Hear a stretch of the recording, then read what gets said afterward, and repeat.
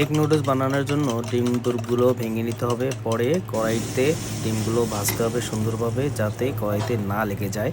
এই যে আমি দিয়ে দিচ্ছি নুডলস। আমার নুডলসটা আগেই বয়েল করা ছিল। নুডলসটা দেওয়ার পরে সুন্দরভাবে ডিমের সাথে মিক্স করতে হবে। যেই এটা হলো পানটা কিন্তু আগে থেকে হিট করে নিতে হবে, আর না হয় কিন্তু লেগে যাবে। এই যে আমি এখন দিয়ে দিচ্ছি ওয়েস্টার সস, কেননা এগ নুডলস তৈরি করার জন্য ওয়েস্টার সস কিন্তু দরকার। এখন আমি দিচ্ছি হাফ স্পুন চিনি এবং সল্ট, আর দিচ্ছি চিকেন পাউডার, আর এখন দিচ্ছি হলো হোয়াইট পেপার। এগুলো হলো half spoon, white paper half স্পুনের কম। এইগুলো সম্পূর্ণ দিয়ে সুন্দরভাবে এখন দিচ্ছি সয়া সস, কেননা এগ নুডলস তৈরি করার জন্য সয়া সস দিলে হলো একটা ফ্রাই করার ঘ্রাণ আসে, ফ্লেভার আসে। আর হালকা একটু কালারের জন্য আমি দিয়ে দিলাম ডার্ক সয়া সস।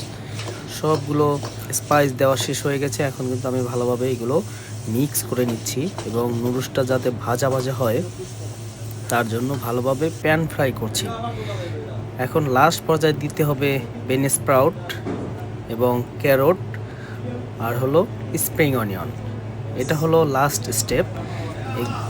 এই সমস্তগুলো দিয়ে সুন্দর করে কিন্তু মিক্স করতে হবে। মিক্স করে এই যে আমি সার্ভ করার জন্য কিন্তু প্লেটে ঢেলে দিলাম। দেখুন একেবারে ধোয়া ওরা এগ নুডলস তৈরি হয়ে গেল। অনেক কিন্তু দারুণ এবং সুস্বাদু। আপনারাও কিন্তু রেস্টুরেন্টের মতো বাসায় তৈরি করতে পারেন। এই যে এগ নুডলস আমি তৈরি করলাম, একেবারে ধোয়া উঠছে। কেমন লাগছে অবশ্যই জানাবেন, সাথে থাক।